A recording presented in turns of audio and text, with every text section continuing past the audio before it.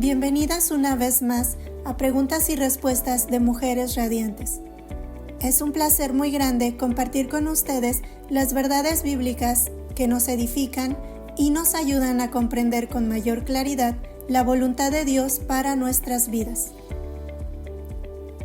Damos la bienvenida a Lady Campos, que también nos acompaña en este día.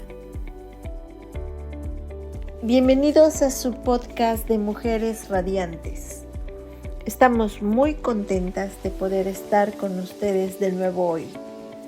En este día vamos a hacer la producción de preguntas y respuestas del tema que le hemos titulado El llamado a orar. Así es. Ahora, antes de comenzar, ¿nos podría dar, por favor, un resumen del capítulo del cual estaremos haciendo las preguntas? Recordemos que en este episodio estamos leyendo la primera carta del apóstol Pablo que le escribió a su hijo en la fe, Timoteo. Hoy leeremos el capítulo 2. La semana anterior leímos el capítulo 1 donde hablamos de las instrucciones con respecto a la falsa doctrina y la importancia de discernir entre lo verdadero y lo falso. Porque el Evangelio es la verdad, esa es la razón para rechazar de forma contundente y desde el principio toda falsa doctrina. Ahora bien, el siguiente capítulo son instrucciones que Pablo le da a Timoteo respecto a la iglesia, en donde nos van a hablar de la importancia de la oración y del papel de las mujeres, que es muy importante para el ministerio de la feminidad bíblica.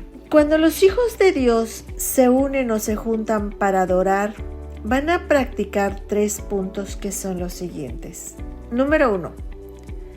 Su prioridad o la preeminencia es que se van a juntar para orar y conocer el Evangelio, como lo veremos en los versículos del 1 al 7. Segundo, las posturas o la actitud para los hombres y para las mujeres lo vamos a encontrar en los versículos del 8 al 10. Y por último, la posición o la condición para las mujeres en cuanto a cómo deben de ser y cómo no deben de ser, que lo encontraremos en los versículos 11 al 15.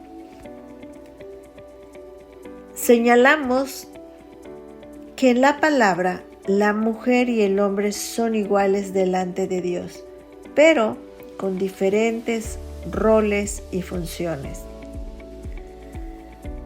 Vamos a leer y a escuchar el capítulo 2 de la primera carta de Pablo a Timoteo.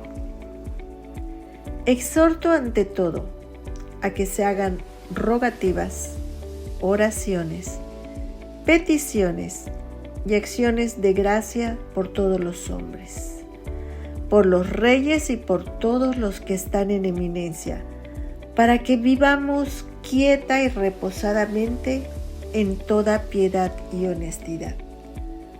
Porque esto es bueno y agradable delante de Dios nuestro Salvador, el cual quiere que todos los hombres sean salvos y vengan al conocimiento de la verdad. Porque hay un solo Dios y un solo mediador entre Dios y los hombres, Jesucristo hombre, el cual se dio a sí mismo en rescate por todos, de lo cual se dio testimonio a su debido tiempo. Para esto yo fui constituido predicador y apóstol. Digo verdad en Cristo, no miento, maestro de los gentiles en fe y verdad. Quiero que los hombres oren en todo lugar, levantando manos santas sin ira ni contienda. Asimismo, que las mujeres se atavíen de ropa decorosa con pudor y modestia, no con peinados ostentosos, ni oro, ni perlas, ni vestidos costosos, sino con buenas obras, como corresponde a mujeres que profesan piedad. La mujer aprenda en silencio con toda sujeción. Porque no permito a la mujer enseñar ni ejercer dominio sobre el hombre, sino estar en silencio. Porque Adán fue formado primero, después Eva, y Adán no fue engañado, sino la mujer, siendo engañada, incurrió en transgresión, pero se salvará engendrando hijos si permaneciere en fe, amor y santificación, con modestia. Comenzamos con la primera pregunta. ¿Por qué es importante unirte a otras para orar? La respuesta a la pregunta 1 es porque los perdidos tienen una gran necesidad de salvación. Cuando oramos por ellos, tenemos compasión de su dolor y de su miseria, y por eso se le ruega a Dios en comunión íntima por su salvación. Debido a que hay tantos dirigentes políticos poderosos e influyentes que son hostiles a Dios, Pablo nos anima a orar por ellos en el sentido para que estos líderes se arrepientan de sus pecados y se acojan al Evangelio y podamos vivir quieta y reposadamente, sin perturbaciones ni persecuciones. Si miramos a nuestro alrededor, vamos a ver el caos político en diferentes países. Por eso Pablo dice que roguemos por los líderes, por los reyes y por los que están en posiciones de alta influencia. La pregunta número 2 es: ¿cuál debe ser la actitud para hombres y mujeres al orar? La respuesta es que los hombres como líderes deben dirigir en la iglesia y orar de forma eficaz. Para que tu oración sea eficaz, tienes que estar viviendo justamente, no con ira y contienda. ¿Por qué? Porque la ira y la justicia se excluyen entre sí. En el caso de las mujeres, la actitud de las mujeres no debe ser como la de en este tiempo y en la iglesia de Éfeso se estaba manifestando. Las mujeres llevaban una vida impura y atraían a las demás y a los demás a sí mismas, y en el culto de oración distraían a las personas con su forma de vestir y arreglarse. Incluso hacían caer en pecado a los demás. Y Pablo le dice a Timoteo que confronte este problema para que ellas se vistan de forma apropiada y se arreglen de forma adecuada. ¿Cómo debían comportarse las mujeres en el culto de la iglesia? Aunque ellas no debían enseñar en las reuniones donde estaba toda la congregación, lo cierto es que tampoco debían de ser excluidas del aprendizaje. Fíjense, muchas de estas mujeres en Efeso habían sido denigradas culturalmente durante toda su vida, y esto las había hecho usurpar la autoridad de los pastores o ancianos. Tenemos que recordar que Dios estableció funciones para la mujer como parte de su creación original, y como Eva, no deberían apartarse de la protección y el liderazgo de su esposo, ya que esto las protege.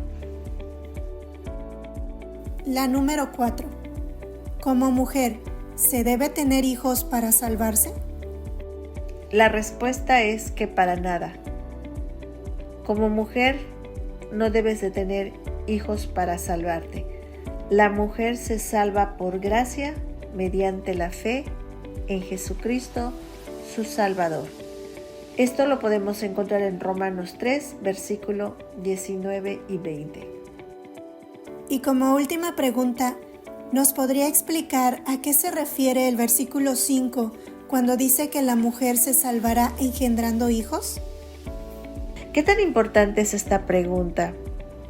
Porque se presta a que si no la entiendes correctamente te puedas confundir.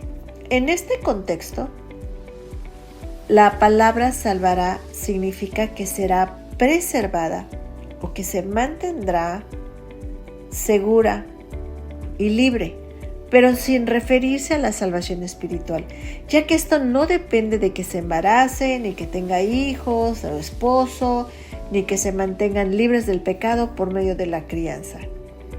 Pablo enseña que la mujer lleva el estigma de haber sido el instrumento inicial que condujo a la raza entera al pecado.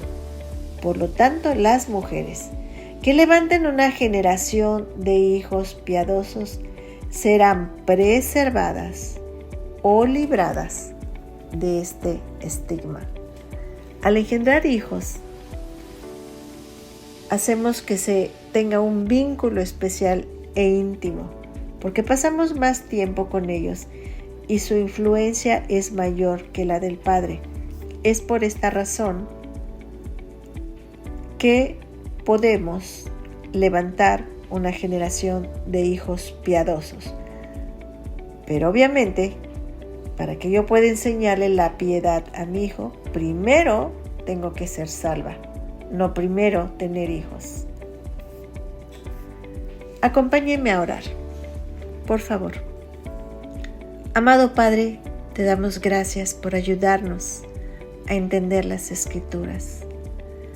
Te pedimos que por favor nos ayudes a tener tenacidad y determinación para meditar en ellas y así de esta forma conocerte más íntimamente.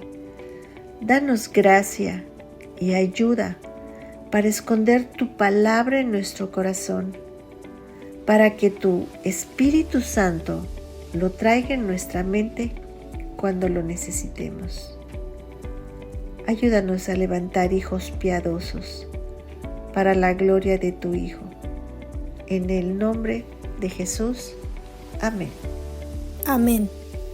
Muchas gracias por bendecirnos respondiendo estas preguntas a la luz de las Escrituras.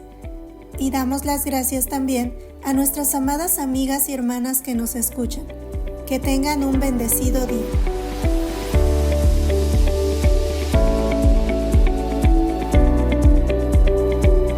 Mujeres Radiantes es un ministerio de alcance de Lady Campos